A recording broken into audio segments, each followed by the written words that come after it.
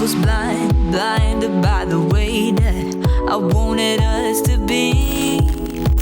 I should have known better then.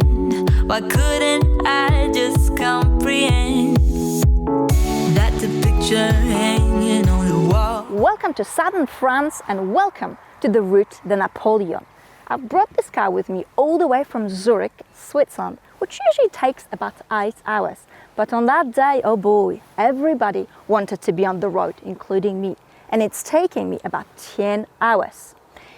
You might be asking a question, Anna, are you mad by bringing this medium-sized family SUV to the mountains on such a long distance journey? Well, I might be a little bit mad. You see, I'm a woman. I'd like to make my life a little bit, well, complex, or shall I say, challenging, because this is the place where you find out what the car is really made of. If I ask you a question, what comes to your mind when I say the word Genesis? Well, if you're old enough like me, it's probably going to be the music band, because Genesis and cars is still relatively new in Europe, but it's not so foreign to Australians, Americans or Asians. Some call it the premium Hyundai. Why do people do that? Why do they insist on putting brands into boxes? But since you do insist, let's hit the road and find out just which box does the GV70 belong to. 1, 2, 3.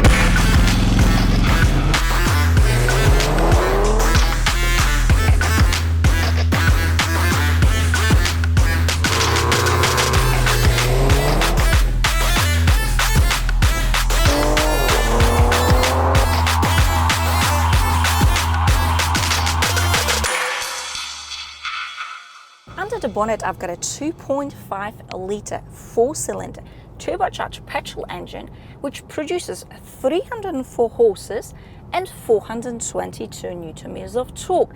So we've got a fair bit of meat on the bones. The power is being sent to all 4 wheels, so nice and practical in all weather conditions, and it is being operated by an 8-speed automatic gearbox. Now that we've got the numbers out of the way, let's talk about how this car feels to drive. It is chilled, it is relaxing, dead easy to drive, but is it comfy or will you be disappointed? Well, the ride here is peachy, it is peaceful, the soft suspension absorbs all of the bumps, potholes and imperfections on the road. And let me tell you, I have experienced it all, as I was sent on a precious detour through Italian towns and villages. Even when you pick up a fair bit of speed, there's no tire noise, there's no wind noise. What a glorious journey this was.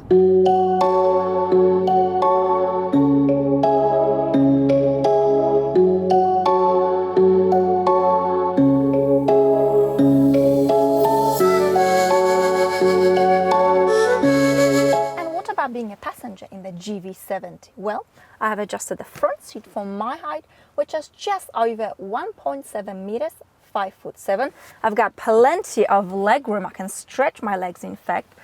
Lots of headroom. I can also adjust the seat, you see.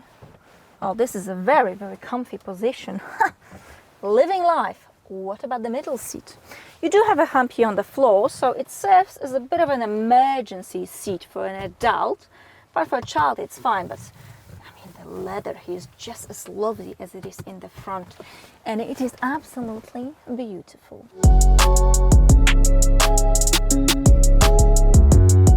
The visibility is very good, no blind spot in the front, big rear window. In fact, I do like the shape of the rear window. You have, of course, the cameras, the 360 degrees cameras to support your parking activities. Let's have a look at fuel economy. So whilst in Switzerland, I have managed to knock it down below 9 liters. Pretty good, right? But as soon as I crossed the border to Italy and France, well, that good number went right out the window, as I have unleashed my rather pronounced appetite for speed. Yes, I do like speed. Who doesn't like speed? But actually, it's still 10 liters. Not bad at all. Now, the steering here is not too light, it's not too heavy. It's got a good, quick response, perfect for this sort of a relaxing cruiser. But I want to point out, this is not yet another NAM SUV. Because when you think soft suspension, oh dear, is it going to drive like an elephant on a twisty road? No, it doesn't seem to have put any stain on handling whatsoever, the soft suspension. And you see, this is why I bring the cars I test to the mountains, because this is why you get to know what a car is really made of. I mean, anybody in anything can drive well on a straight road and say, oh, the steering is really good. Well, how do you know? As you make a turn here, the seats gently hug your body. You're still in control, but you feel taken care of. And who doesn't like that? I mean, after all, aren't we all just big babies?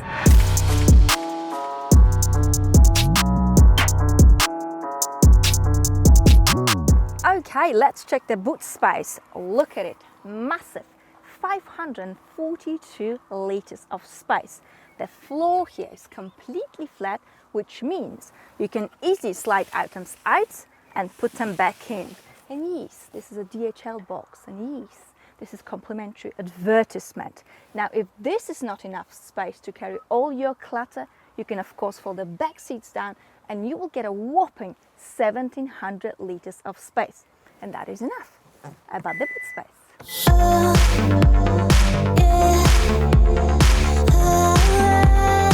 All right, let's think a little bit with driving modes. What have we got? We've got Eco, Comfort, Sport, Sport Plus, and Custom mode. We also have off-road mode, sand, snow, and mud. But do you really want to be taking this car off-road? Although I have yesterday, that's why it's so filthy. Anyway, Sport Plus, yeah, let's floor it. Oh, it picks up nicely. You see, sometimes life can be very, very simple, because sometimes there really is no replacement for displacement. I mean, this car definitely has got some punch, and you know that you do in fact have over 300 horsepower. I mean, you hear a little bit of a noise, but hey, is it worth it? Absolutely. And the good thing is that it is in such a beautiful energy, the engine, with the 8-speed automatic gearbox. I mean, this gearbox does not ponder, it does not wander, it just gets on with the job. I mean, you wouldn't want to feel a change of gears in a car like this, would you? No. You want it easy, you want an easy life. Just take me back. Just take me back. Just take me back. All right, cabin time. It's gorgeous, isn't it? The quality of the materials, the fit and finish is superb. But we're going to jump into practicality. So, large bowl of water it is. Can you fit that in the door bin? Nothing bulky will go with that suffice. But you can pop that bottle down here or down here. It is important to stay hydrated whilst on the go. Remember that, kids. Let's check the storage space. We've got a big, deep pocket here. You also have a smaller pocket for your lipsticks, for example. I do appreciate this smart practicality. Okay, down here we've got wireless mobile charging and at the angle. Okay, 2 USB ports. You can close this pocket so that you hide all your secrets. Glove box, medium size. Okay. I like the fabrics in this car. I mean, this is all Alcantara, by the way, beautifully done. Now that's quality. You know when they put those sort of the gray, light gray lining, fabric lining in cars, and then you you touch it with something and you create a stain, and the stain never quite comes off. It drives you crazy every time you look at it. No, not the case here. Beautiful. I like the steering wheel. It feels, what's the word? Substantial. Got the paddle shifters. Although if you ask yourself a question, do you really need paddle shifters in a car like this? Well, you might just need paddle shifters in a car like this when you come on a road like this. So when you're driving down the hill, you're using the gears, not your brakes, so that you get to retain your brakes, actually. Okay. All right, the shock buttons down here. Clean and simple layout. Every button serves its purpose. I like it because it's not just, you've got the actual swivel here. Beautiful, perfect, okay. Digital driver's display. You can change the layout or the look of it, shall I say, by changing the driving mode, but you can also change the layout within each driving mode. You also have an option of 3D digital driver's display. I like it because it's subtle. Perfect. All right, on to the infotainment system. That's beautiful touch screen. Okay, so you can operate it with your finger, or you can use the swivel down here. I find that using the swivel is far less distracting when you're driving, because sort of going back. You can get anywhere you need to get with the swivel actually. And you also have the shortcut buttons down here. This is a very good layout. And let's have a look at the graphics, shall we? I'll show you how quickly it responds to my fingers. The graphics are crisp, crystal clear. And look how quickly it responds to my fingers, yeah? Beautiful. The system itself is easy, straightforward, and very, very pleasant to use, okay? Genesis is very clever because whatever you're using the most, that is, for example, the temperature, the volume control, media, radio, you've got the actual physical button or a knob. The touchscreen down here, you only have, for example, the strength of the air conditioning, low, medium, high, anything above low will dry your skin. You've got also seat heating and seat cooling. So it's all very sort of, can I say Germanic? It's just so well organized. None of these sort of sliders that we have in other vehicles. As you know, I do tend to dislike them. What's the word? But the cabin is just absolutely gorgeous. Oh, by the way, the seats. I mean, you wouldn't expect anything less of South Koreans there.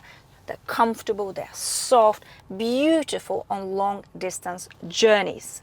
These are what's so-called the Napa leather sports seats. By the way, I do have two packs on this car.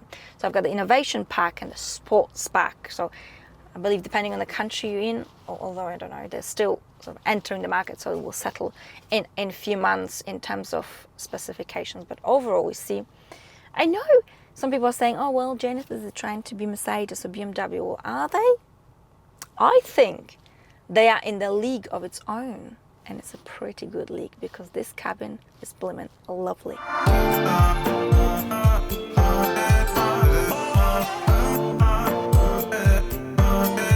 In my opinion, this car is absolutely stunning.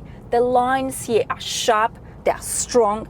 It's not wishy-washy. It's not lukewarm, it's a bold kind of a design. It's an ultimate South Korean cruiser, which is still very, very unique, especially in Europe.